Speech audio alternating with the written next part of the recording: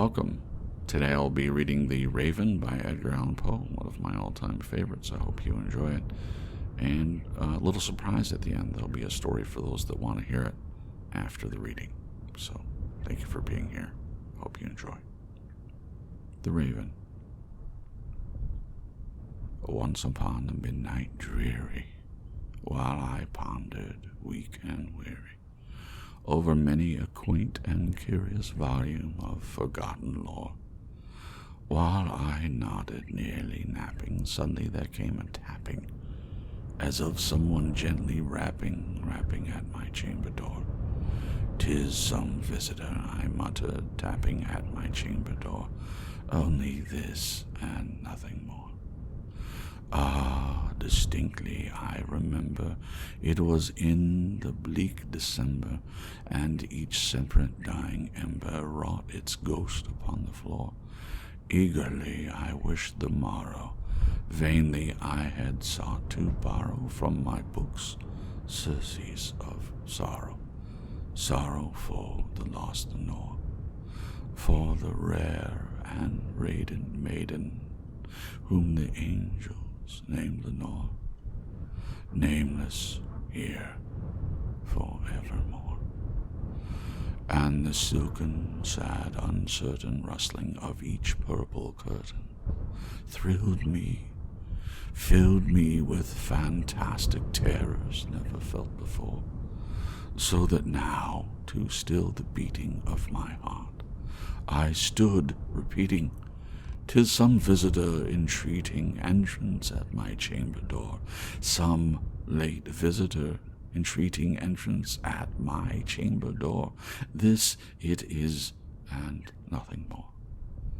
Presently my soul grew stronger, hesitating then no longer. "Sir," said I, "Madam, truly your forgiveness I implore, but the fact is I was napping, and so gently you came rapping, and so faintly you came tapping at my chamber door, that I scarce was sure I heard you." Here I opened wide the door. Darkness there, and nothing more. Deep into the darkness peering, long I stood there, wondering, fearing, doubting, dreaming dreams no mortal ever dared to dream before. But the silence was unbroken, and the stillness gave no token. And the only word there spoken was the whispered word, "Lenore?" Merely this, and nothing more. Back into the chamber turning, all my soul within me burning. Soon again I heard a tapping, somewhat louder than before. "Surely," said I, "surely that is something at my lattice. Let me see, then, what thereat is, and this mystery explore.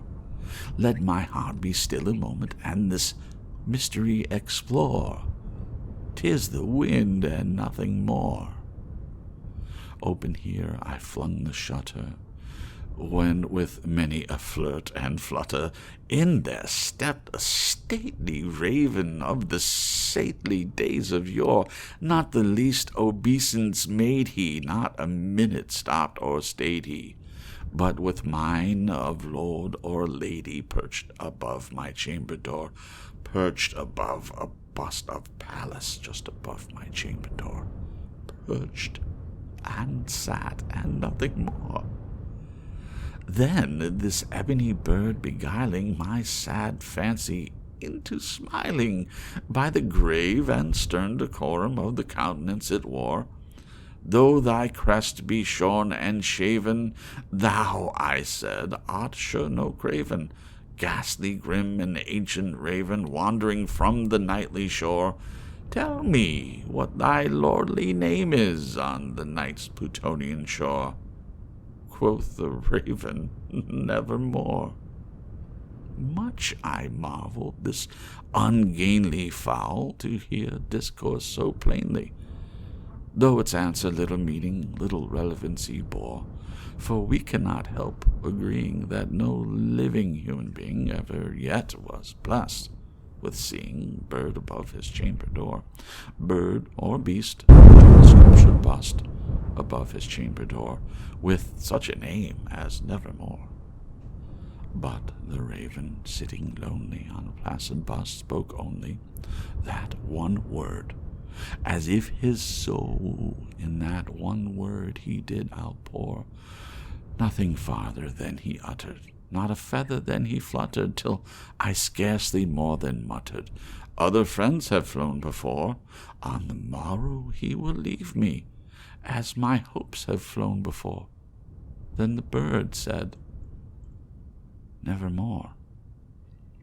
Startled at the stillness broken by reply so aptly spoken, Doubtless, said I, what it utters is its only stock and store, caught from some unhappy master, whom unmerciful disaster followed fast and followed faster, till his songs one burden bore, till the dirges of his hope that melancholy burden bore, of nevermore. But the raven still beguiling my sad fancy into smiling, straight I wheeled a cushioned seat in front of bird and bust and door. Then upon the velvet sinking, I betook myself to linking fancy unto fancy, thinking what this ominous bird of yore, what this grim, ungainly, ghastly, gaunt, and ominous bird of yore meant in croaking nevermore. This I sat engaged in guessing, but no syllable expressing to the fowl whose fiery eyes now burned into my bosom's core. This and more I sat divining, with my head at ease reclining on the cushion's velvet lining that the lamplight gloated o'er, but whose velvet violet lining with the lamplight gloating o'er she shall press, nevermore.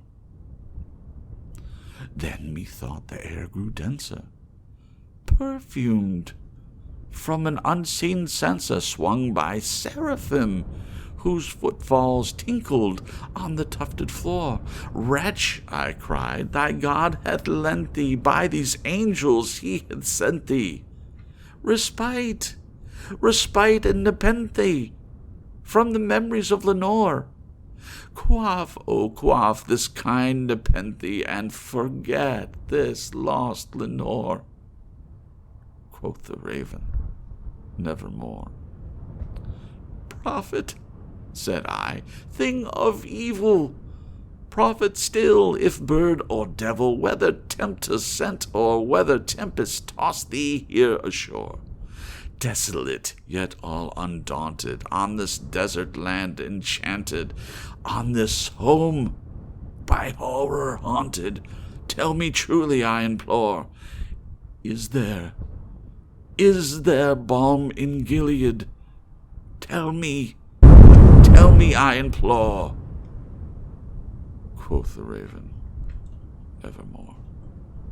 Prophet, said I, thing of evil, prophet still, if bird or devil, by that heaven that bends above us, by the God we both adore, tell this soul with sorrow laden, if within the distant Aidenn it shall clasp a sainted maiden, whom the angels name Lenore, clasp a rare and radiant maiden, whom the angels named Lenore. Quoth the raven, nevermore. Be that word or sign of parting, bird or fiend, I shrieked, upstarting, get thee back into the tempest and the night's Plutonian shore. Leave no black plume as a token of that lie thy soul hath spoken. Leave my loneliness unbroken, quit the bust above my door. Take thy beak from out my heart, and take thy form from off my door. Quoth the raven, nevermore. and the raven, never flitting, still is sitting on a pallid bust of Pallas just above my chamber door. And his eyes have all the seeming of a demon that is dreaming, and the lamplight o'er him streaming throws his shadow on the floor. And my soul from out that shadow that lies floating on the floor shall be lifted nevermore. Okay, that was The Raven by Edgar Allan Poe. Please leave any comments in the description box and tell me what you thought of it. And also, I'm hoping for suggestions of things to read on the channel. And I'm also looking for fiction and nonfiction stories that you have written that you would like me to read. You know, obviously there would be no royalty or anything like that. It's just to have them read as I build the channel. I would very much like to do that. Okay, the story.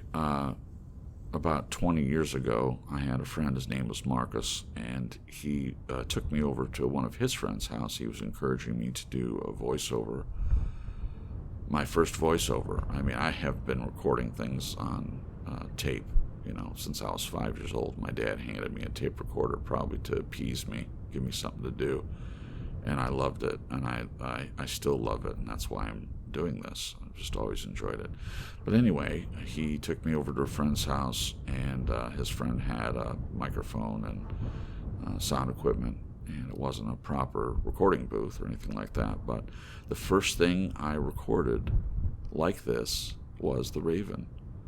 And so now, these 20 years that roughly, here it is on the channel. It's taken me that long.